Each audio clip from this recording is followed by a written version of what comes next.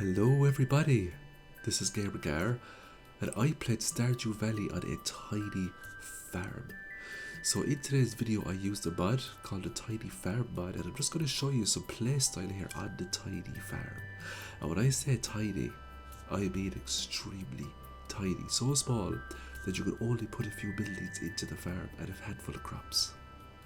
If you haven't subscribed to the channel yet, hit that subscribe button because Stardew Valley content is now released 5 days per week. This includes 3 primary videos, the live stream on Friday and the live stream highlights that will be released on Wednesdays. So if you like Stardew Valley content, then subscribe because you'll absolutely love this channel. Let's jump into the video.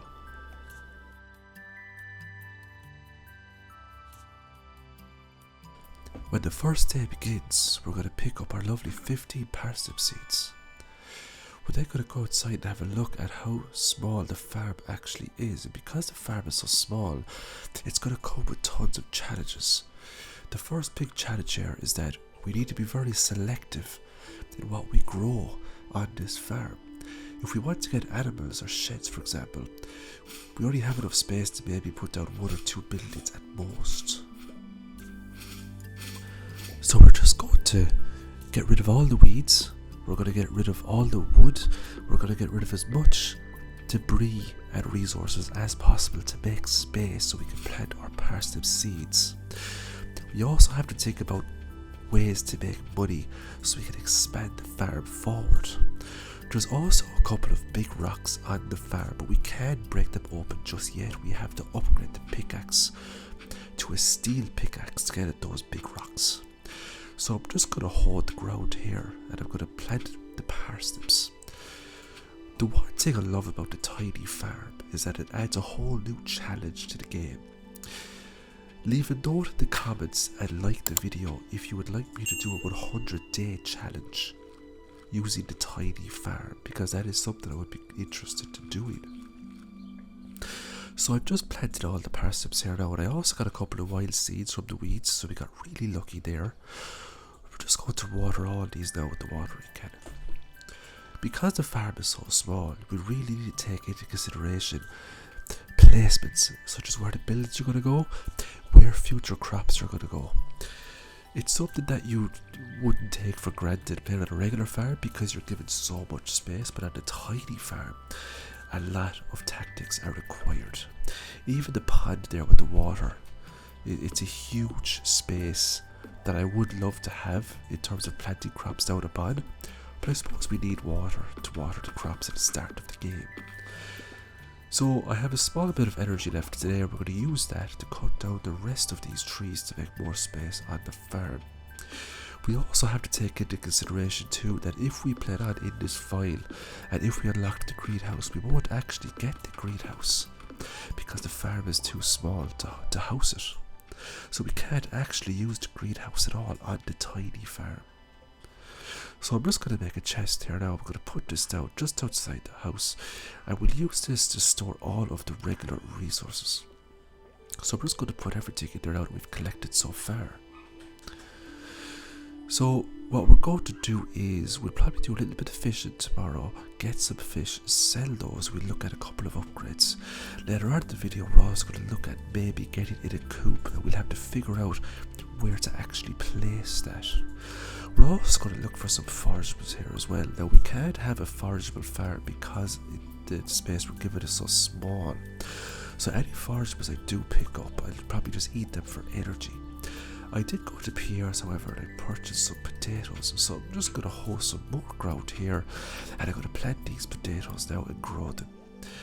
So the more crops that I actually plant, the bigger the realization is that this farm is truly small and there's not a whole lot you could do with it. So playing on a farm type like this really forces you to think about growing stuff and making processing machines outside of the farm, and thankfully there's quite a few regions in the game where you can do that no problem at all. If we take the desert for example, or the quarry, or even inside people's houses, because there's plenty of tiles in this game that NPCs don't actually move upon. So for example, if Evelyn were to give you a garden pot, you could actually grow crops in that, and you could put garden pots into other NPC houses. You'd also have to think about upgrading your house very quickly to get extra space, and the great thing about this game is that when you upgrade your house, the outside of the house doesn't actually get bigger, it stays the same, which is absolutely magnificent. So we're reaching the end of day number 1 here now, and we're just going to finish up and watering these crops, and that depletes almost all of our energy. So as you can see there now, we have parsnips planted at the ground, and we also have the potatoes. So I just fast forward to day number 5, and I'm going to harvest these parsnips. We got a pesky crow there at the bottom, but he just nicked one of the parsnips, so that's no big deal. As we can see, because the farm is so small, debris does spawn in a lot faster. And I can't actually hoe, or I can't scythe those weeds out of the way because of where they are, so we're going to have to get a little bit creative in terms of getting rid of those weeds down there. We're also going to visit Pierre today. I'm going to sell him some of these crops, and I'm going to purchase more parsnip seeds because they don't take too long to grow. I will make a profit from them, and more importantly, I will get extra farming experience for pulling them out of the ground.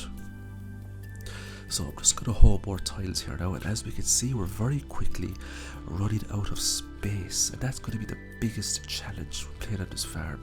It's prioritizing space. Those 2 big rocks, they also don't help, because those big huge rocks are taking up 4 tiles each. They're taking up a total of 8 tiles that I could potentially use to put something down upon.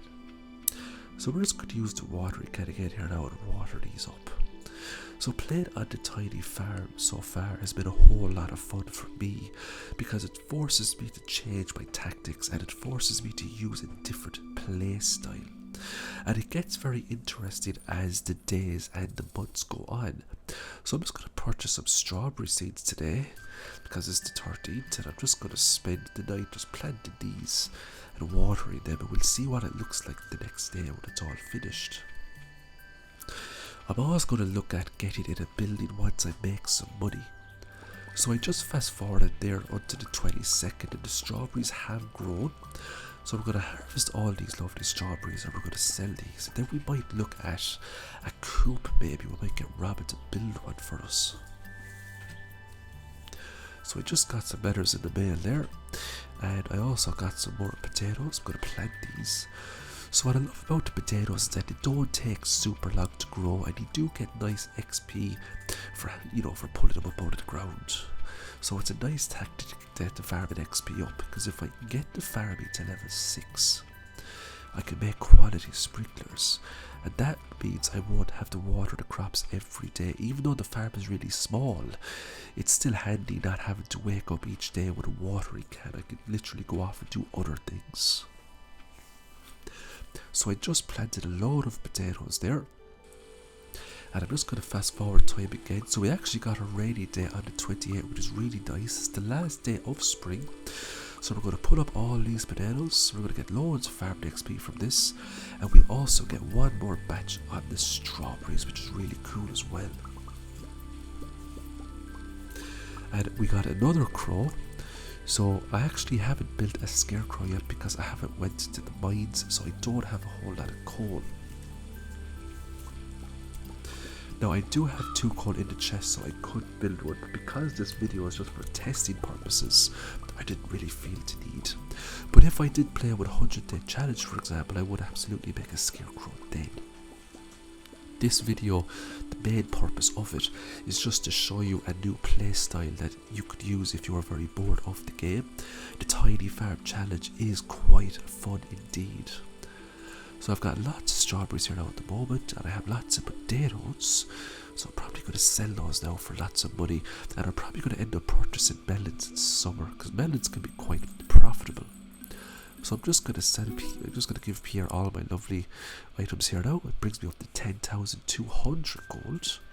With that money, I'm going to go to Robin, and I'm going to click on Construct Farm Building. It's only 4,000 gold for a coop.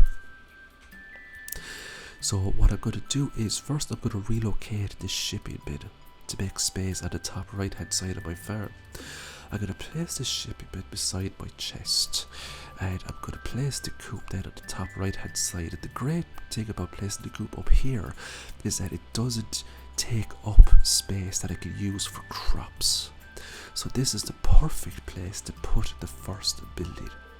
And with the coop, I can then get access to chickens, ducks, and rabbits later on in the game. So I'll have access to eggs, duck feathers, cloth through the coop. And you can also get dinosaurs later on too if you want cool dinosaur eggs. So I just purchased lots of melons here now off Pierre, and we're going to plant these. And we're going to water these up as per usual. I still haven't upgraded the pickaxe, but if it was a serious run, I'd definitely have a steel pickaxe by now, and those rocks would be as good as gone. But we do have more space over here, so it's not a huge emergency at the moment in terms of getting extra crops down. We have loads of space over here to the right where we can plant more crops. So we'll just put more melons down over here. So as you can see, it is quite challenging when it comes to making the most out of a farm like this. The only thing you can't do with a farm like this is that you can have a mega farm where you're growing literally thousands upon thousands of crops like some people do. And this farm wouldn't be a great farm if you were going for a money challenge. If you wanted to make, anywhere between 10 and 15 million in 1 year, this farm wouldn't be the farm for you, because you'd want the space to plant your 1 or 2,000 pumpkins or your 1 or 2,000 star fruits, for example. You'd also need space to put down sheds and fill them up with processing machines. And as you can see, if you look at the size of this farm, there isn't a whole lot of buildings you can actually put down.